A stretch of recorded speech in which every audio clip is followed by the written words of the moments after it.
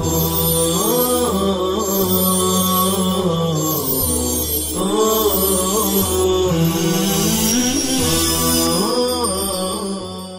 اللہ الرحمن الرحیم۔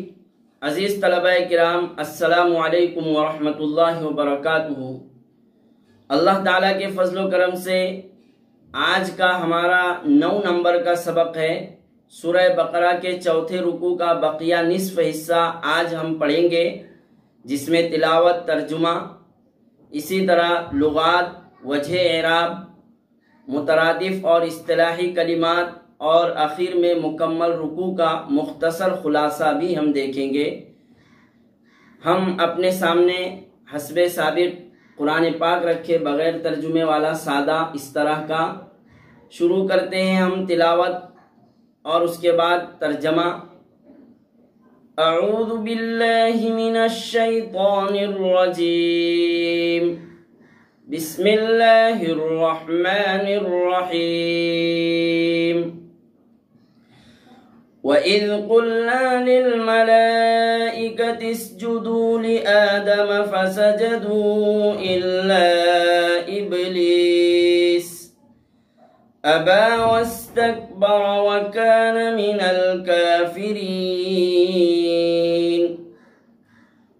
اور جس وقت ہم نے فرشتوں سے کہا کہ تم سجدے میں گر جاؤ آدم علیہ السلام کے سامنے، سو وہ سجدے میں گر پڑے سوائے ابلیس کے کہ اس نے انکار کیا اور اس نے بڑا بننا چاہا اور وہ کافروں میں سے ہو گیا۔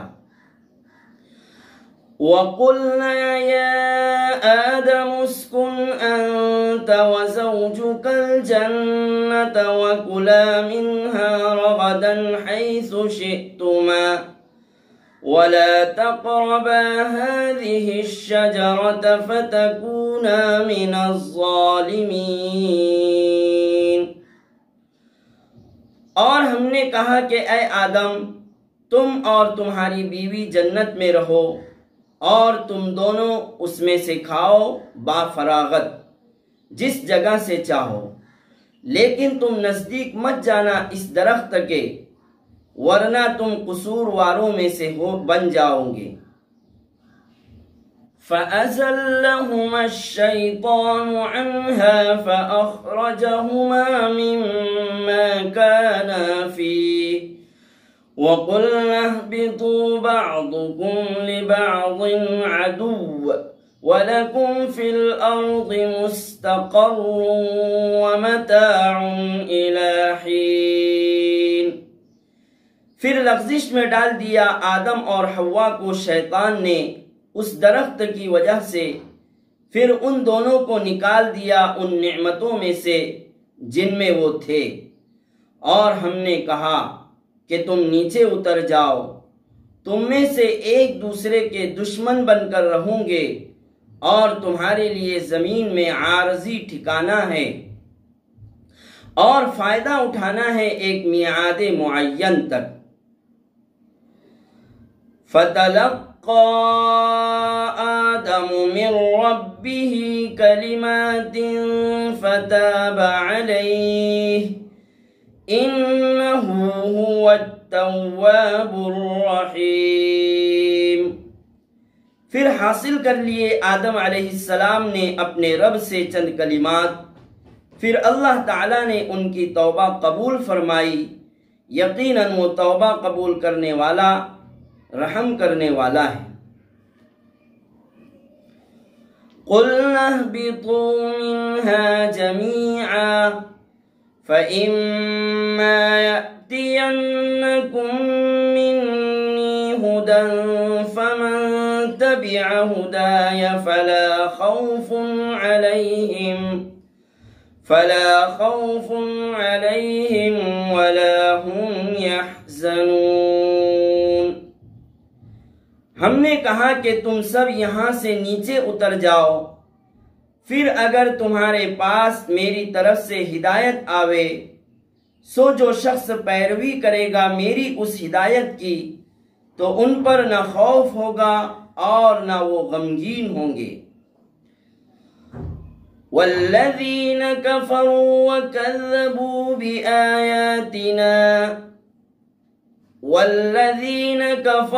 وکذبوا بآیاتنا اولئک اصحاب النار ہم فیہا خالدون۔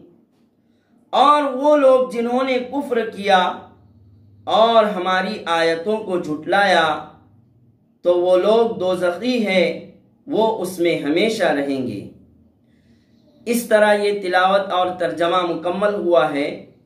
اب ہم دیکھتے ہیں لغات، نحوی اعراب اور اخیر میں مکمل رکوع کا خلاصہ۔ لغات دیکھتے ہیں۔ وَإِذْ قُلْنَا لِلْمَلَائِكَةِ اسْجُدُوا، اس ظرفیہ ہے۔ اس کے بعد ہے اسجدوا فعل امر صیغہ جمع مذکر حاضر باب نصر ینصر سے، لآدم، آدم غیر منصرف ہے اسی لیے حالت جری میں فتحہ آ رہا ہے۔ غیر منصرف کا اعراب حالت جری میں فتحہ ہوتا ہے۔ غیر منصرف ہے آدم علمیت اور عجمہ کی وجہ سے، علمیت اور عجمہ کی وجہ سے دو سبب ہے غیر منصرف کے۔ آدم یہ ادمن یا ادیمن سے مشتق ہے، ادمن یا ادیمن سے مشتق ہے۔ دنیا کے سب سے پہلے انسان اور سب سے پہلے نبی حضرت آدم علیہ السلام کا یہ نام ہے۔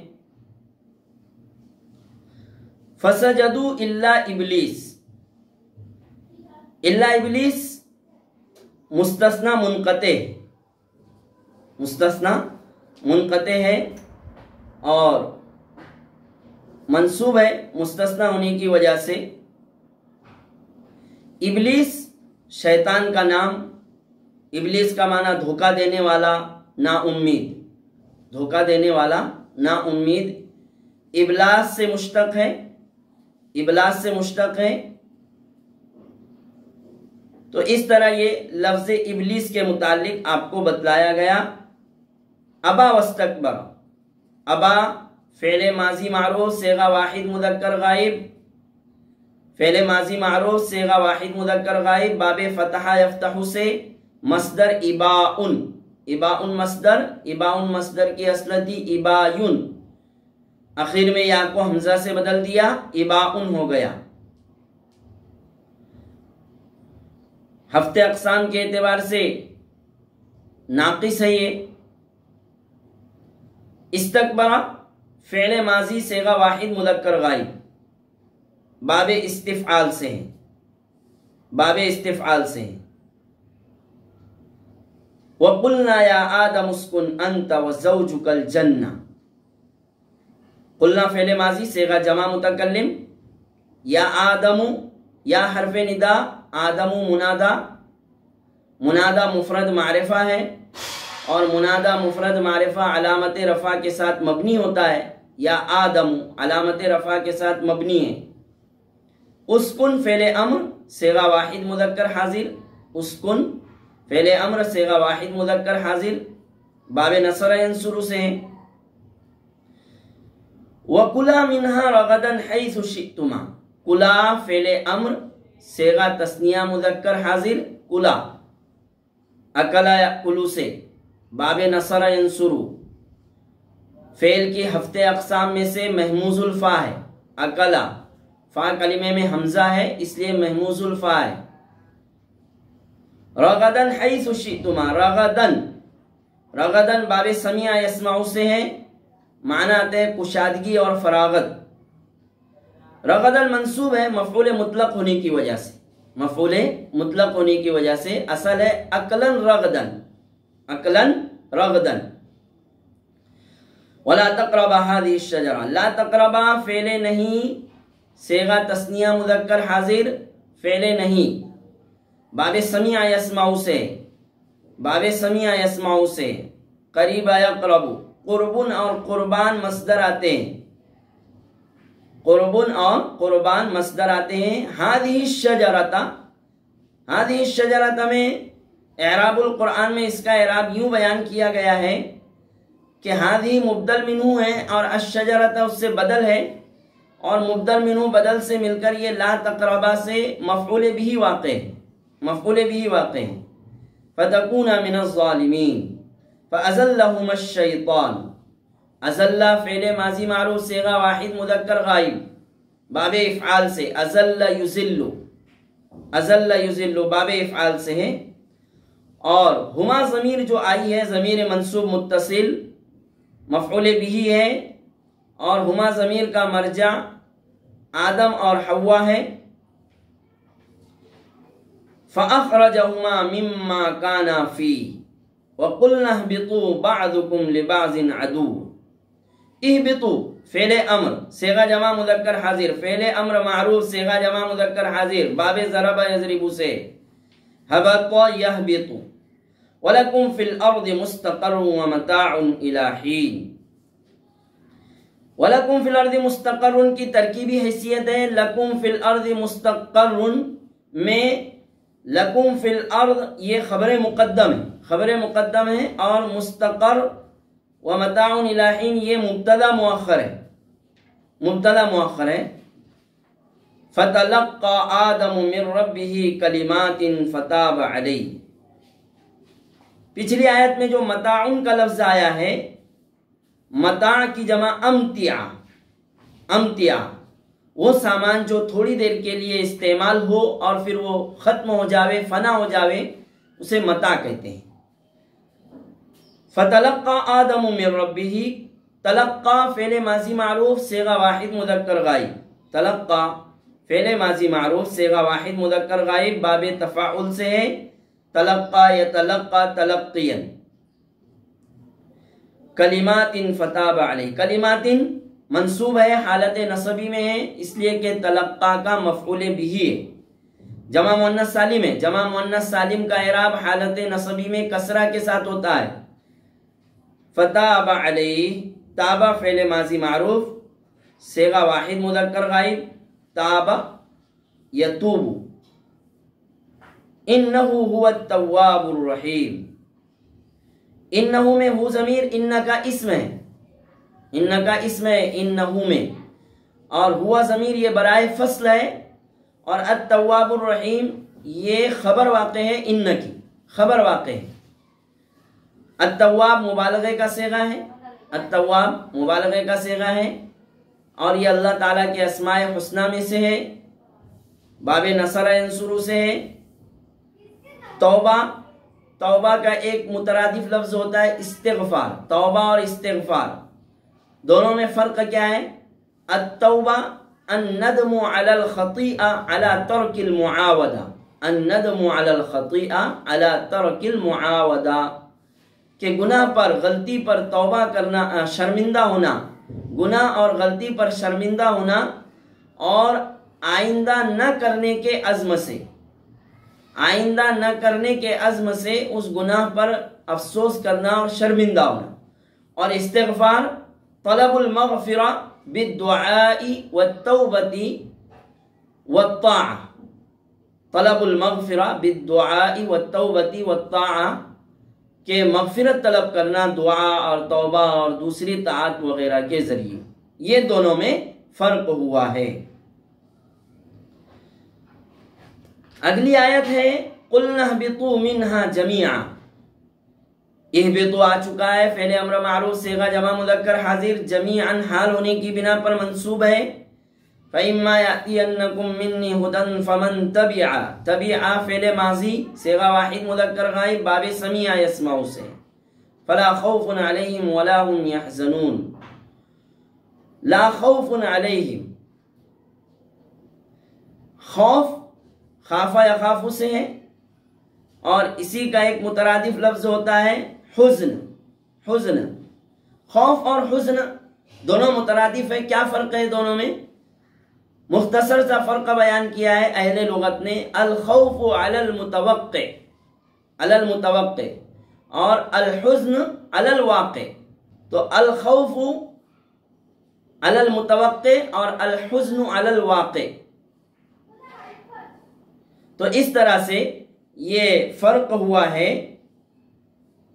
اس کے بعد اب ہم دیکھتے ہیں اس رکوع کا مختصر سا خلاصہ دیکھ لیتے ہیں کہ یہ جو رکوع شروع ہوا ہے وَإِذْ قَالَ رَبُّكَ لِلْمَلَائِكَةِ إِنِّي جَاعِلٌ فِي الْأَرْضِ خَلِيفَةً،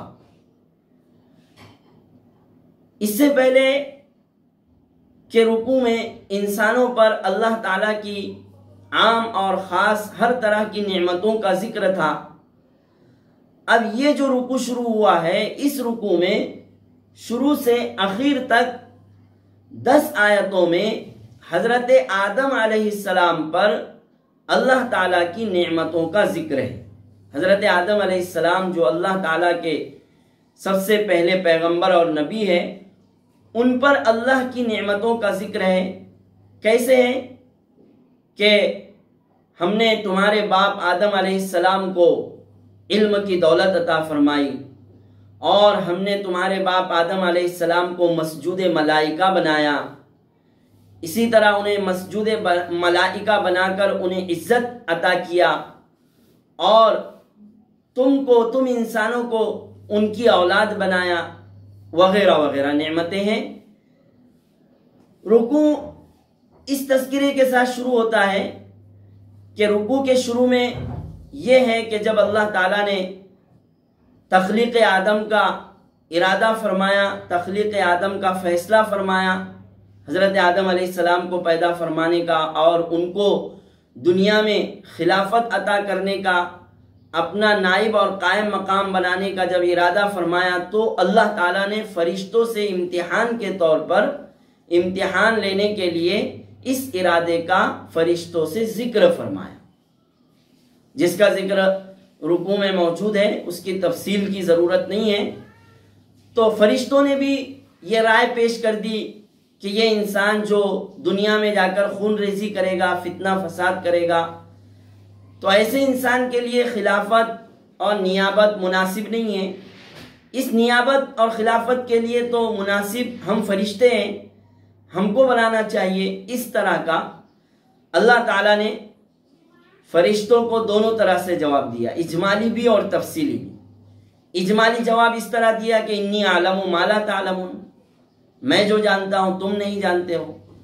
فرشتوں کو تفصیلی جواب دیا کہ اللہ تعالیٰ نے آدم علیہ السلام کو بہت ساری چیزوں کے نام سکھائے، بہت ساری چیزوں کا علم دیا، فرشتوں سے ان کے متعلق پوچھا، ان چیزوں کا علم دریافت فرمایا اللہ تعالیٰ نے، تو فرشتوں نے لا علمی کا اظہار کیا، لا علم لنا۔ اس طرح اس واقعے کے ذریعے اللہ تعالیٰ نے آدم علیہ السلام کی فضیلت اور فوقیت فرشتوں پر ظاہر فرما دی۔ آگے پھر آیا وَإِذْ قُلْنَا لِلْمَلَائِكَةِ اسْجُدُوا، کہ جب آدم علیہ السلام کی فرشتوں پر فضیلت اور فوقیت ثابت ہو گئی، تو اس فوقیت اور فضیلت کے نتیجے میں اللہ تعالیٰ نے اب فرشتوں کو حکم دیا کہ تم آدم علیہ السلام کے سامنے سجدہ کرو، فرشتوں کو بھی اور ابلیس کو بھی۔ چنانچہ فرشتوں نے تو سجدہ کیا، شیطان اور ابلیس نے سجدہ نہیں کیا۔ یہاں پر یہ وضاحت ہم مناسب سمجھتے ہیں کہ اللہ تعالیٰ نے فرشتوں سے جو سجدہ کروایا آدم علیہ السلام کے سامنے، تو یہ سجدہ تعظیمی سجدہ تھا، ادب اور عظمت بجا لانے کے لیے یہ سجدہ تھا، عبادت کا سجدہ نہیں تھا۔ امام جساس نے یہ بھی مسئلہ بیان فرمایا ہے کہ امام جساس فرماتے ہیں کہ پہلی شریعتوں میں بڑوں کی تعظیم کے لیے اور بڑوں کی عظمت اور ان کے ادب کو ظاہر کرنے کے لیے سجدہ تعظیمی جائز تھا، سجدہ تعظیمی جائز تھا۔ ہماری اس شریعت محمدیہ صلی اللہ علیہ وسلم میں سجدہ تعظیمی بھی اب جائز نہیں ہے، شرک سے بچانے کے لیے، شرک کی نحوست نہ پیدا ہو اس سے بچانے کے لیے پہلے ہی سجدہ تعظیمی کو بھی ممنوع قرار دے دیا گیا۔ بہرحال اللہ تعالیٰ نے فرشتوں سے سجدہ کروایا۔ آگے پھر حضرت آدم علیہ السلام کی اس خطا اور چوک کا ذکر ہے کہ جنت کے جس پھل کے کھانے کا اللہ تعالیٰ نے حکم نہیں دیا تھا اور منع فرمایا تھا، تو وہاں پر اس کا ذکر ہے۔ آدم علیہ السلام نے پھر اپنی اس خطا اور چوک سے توبہ بھی کر لیا، اللہ تعالیٰ نے توبہ قبول کر لیا، جس کا ذکر ہے فَتَلَقَّى آدَمُ مِن رَبِّهِ کلمات، کہ آدم علیہ السلام کو اللہ تعالیٰ نے توبہ کرنے کے چند کلمات بتلائے کہ ان کلمات اور ان باتوں کے ذریعے توبہ کی جاوے۔ آدم علیہ السلام کو وہ کون سے کلمات سکھائے گئے تھے توبہ کے؟ وہ توبہ کے کلمات تھے ربنا ظلمنا انفسنا وَإِن لَّمْ تَغْفِرْ لَنَا وَتَرْحَمْنَا لَنَكُونَنَّ مِنَ الْخَاسِرِينَ۔ یہ توبہ کے کلمات تھے جس کے ذریعے آدم علیہ السلام نے توبہ کی، توبہ قبول ہوئی۔ اس کے بعد پھر اللہ تعالیٰ نے آپ کو بحیثیت پیغمبر اور نبی کے اس دنیا میں سب سے پہلی مرتبہ نبی بنا کر مبعوث کیا اور زمین پر آپ کو اتارا، جن کا ذکر آئندہ آیات میں انشاءاللہ کبھی آئے گا۔ یہاں پر اب ہم اپنا سبق ختم کرتے ہیں، یہ رکوع مکمل ہوا۔ طلبہ عزیز سے گزارش ہے کہ وہ سبق کا اہتمام کرے، اچھی طرح یاد کرے، تمام کتابوں کے اسباق کو اچھی طرح دیکھے، اور کورونا کی اس وبا کے ختم ہونے کی اللہ تعالیٰ سے خوب دعائیں کرے، حالات کے سازگار ہونے کی دعائیں کرے، اور نمازوں کا اہتمام کرے، تلاوت قرآن پاک کرے، اپنے والدین وغیرہ کی خدمت کرے۔ سبحان اللہ و بحمدہ، سبحان اللہ العظیم۔